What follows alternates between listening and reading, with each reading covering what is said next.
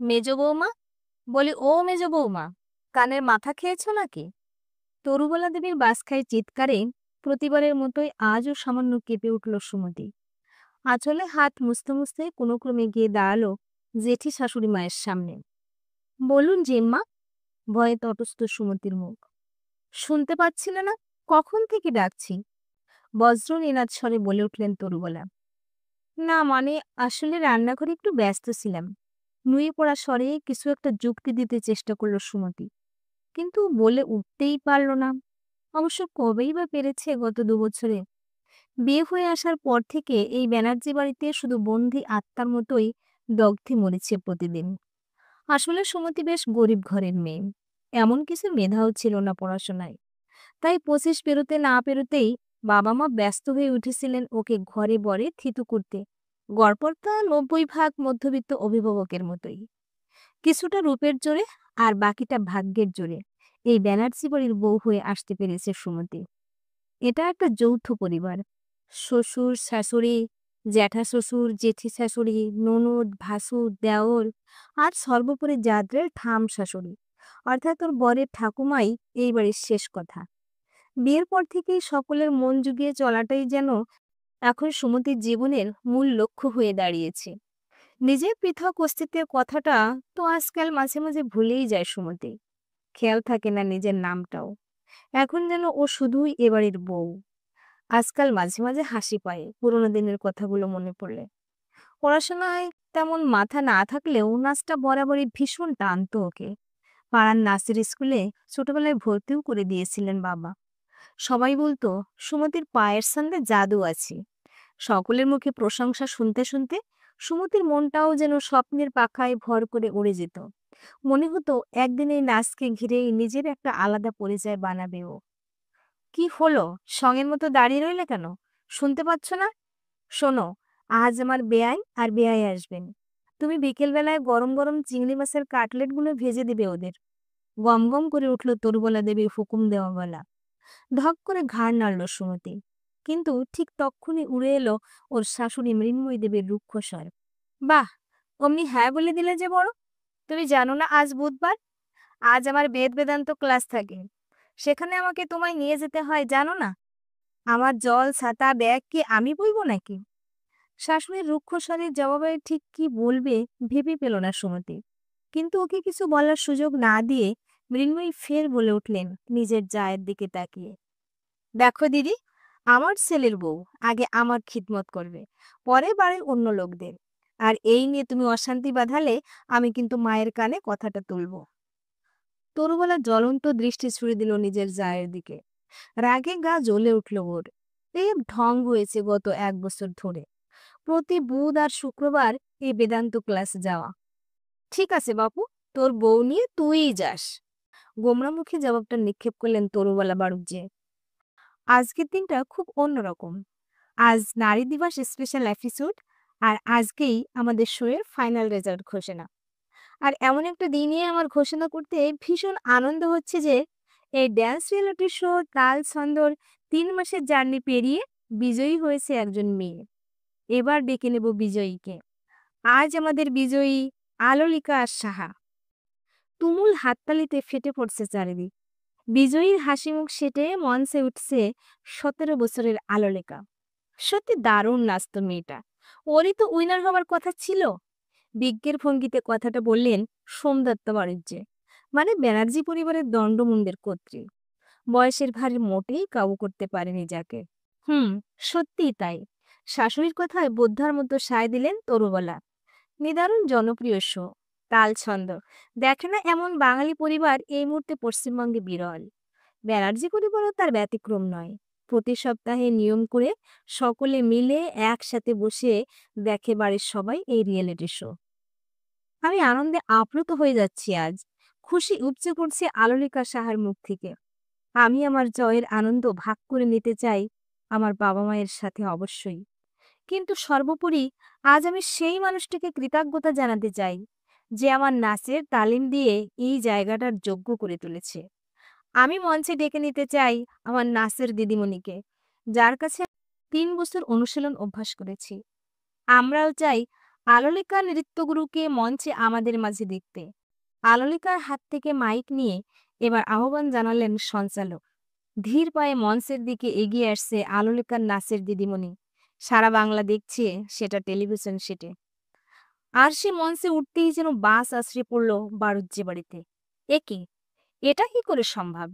মঞ্চে আলোলিকার যে দিদিমণি উঠে এসেছে, সেটা তো আর কেউ নয়। সে তো এই বাড়িরই তেল নুনের হিসাব কষতে থাকা, সকলের হুকুম তামিল করতে থাকা বাধ্য বউ সুমতি ব্যানার্জি। এ কি? কি অনাসৃষ্টি কাণ্ড এসব! নাতবউ, এত স্পর্ধা তোমার!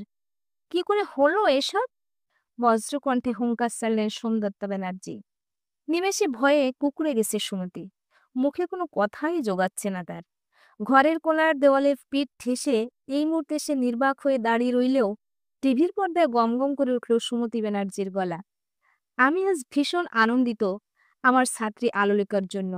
আমি গর্বিত যে আমি আলোলিকার মতো একজন নৃত্যশিল্পী তৈরি করতে পেরেছি আমার শিক্ষার দ্বারা।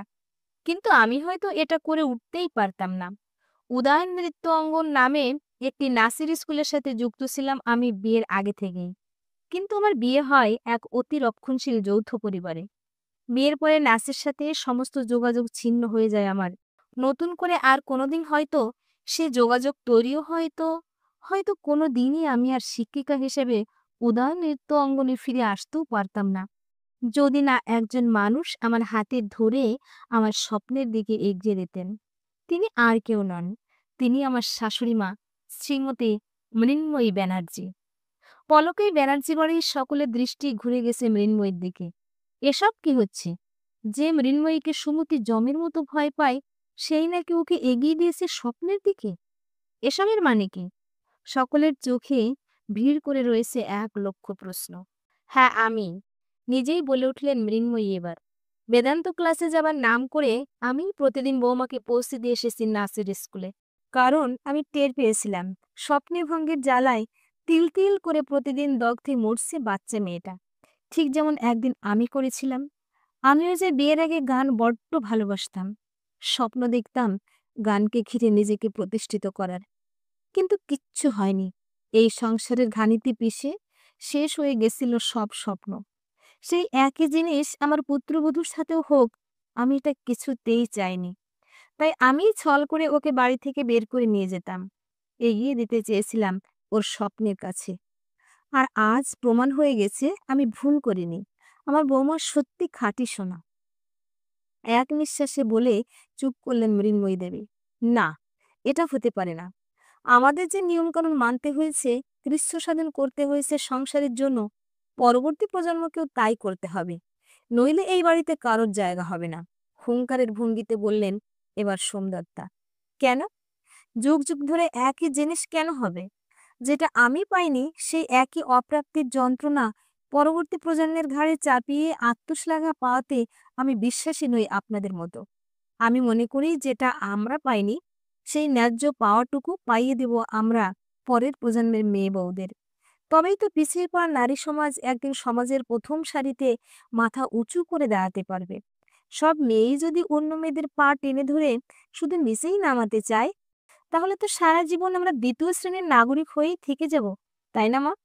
স্তম্ভিত হয়ে গেছেন সোমদত্তা। কবে এত কথা শিখলো তার ঘর কোনো বৌমা? কে ওকে এত কথা শেখাচ্ছে? ওই নাতবউ? নিজের ছেলের বৌদের তো আজ্ঞাবহ অনুচার বলেই চিরকাল জেনে এসেছেন সোমদত্তা ব্যানার্জি। কিন্তু সেই ছক ভেঙে আজ মৃন্ময়ী কি প্রমাণ করতে চাইছে? পুত্রবধূ শুধুই পরের বাড়ির মেয়ে নয়, সেও একান্ত আপন হয়ে উঠতে পারে, এটাই কি দেখাতে চাইছে মৃন্ময়ী? না, এসব ছক ভাঙা বেয়াদবি তো চলবে না এই সংসারে। শোনো বৌমা, এসব বেয়াদবির শাস্তি তোমায় পেতেই হবে। এই বাড়িতে তোমার বা তোমার ছেলের বউয়ের আর কোনো জায়গা হবে না, হুকুমের ভঙ্গিতে বললেন সোমদত্তা। বেশ, তাই হোক ঠাম্মা, আমাদের কোনো আপত্তি নেই। শাশুড়ির পাশে গিয়ে দাঁড়ালো এবার সুমতি। মা, আমিও আছি তোমাদের সাথে। মা আর বউয়ের পাশে গিয়ে দাঁড়ালো সুমতির স্বামী অমিত। আজ প্রথমবার ওকে যেন যথার্থ পুরুষ মানুষ মনে হচ্ছে সুমতির। তুমি না এলেও আমাদের অসুবিধা হবে না। আমি আর মা ঠিক পারবো নিজেদের জীবন সাজিয়ে গুছিয়ে নিতে। মেয়েদের শক্তি অনেক বেশি। দরকার শুধু সেই শক্তির একজোট হওয়া। যেদিন সমাজের সব মেয়ে কাঁধে কাঁধ মিলিয়ে চলা শুরু করবে, সেদিন আর কেউ আমাদের পিছিয়ে রাখতে পারবে না, এটা জেনে রেখো। মৃন্ময়ী পরম স্নেহে হাত রাখলেন পুত্রবধূর মাথায়। না, মেয়েটার মধ্যে সত্যি জেদ আছে। এরকম মেয়েরাই পারবে সমাজের বস্তা পচা নিয়মের বিরুদ্ধে রুখে দাঁড়িয়ে সমাজটা পাল্টাতে। দরকার শুধু ওদের হাতটা শক্ত করে ধরা। হ্যাঁ, মৃন্ময়ী ধরে থাকবেন ওর হাত। আসলে অচেনা ছকের অঙ্ক কষতে চিরকালই যে বড্ড ভালোবাসতেন মৃন্ময়ী। প্রিয় ভিউয়ার্স, এতক্ষণ সাথে থেকে গল্পটা শোনার জন্য অশেষ ধন্যবাদ। গল্পটা ভালো লাগলে একটা লাইক, কমেন্ট ও শেয়ার করতে পারেন। পরবর্তীতে এরকম আরও সুন্দর সুন্দর গল্প শোনার জন্য আমার চ্যানেলটা সাবস্ক্রাইব করে পাশে থাকুন। ধন্যবাদ।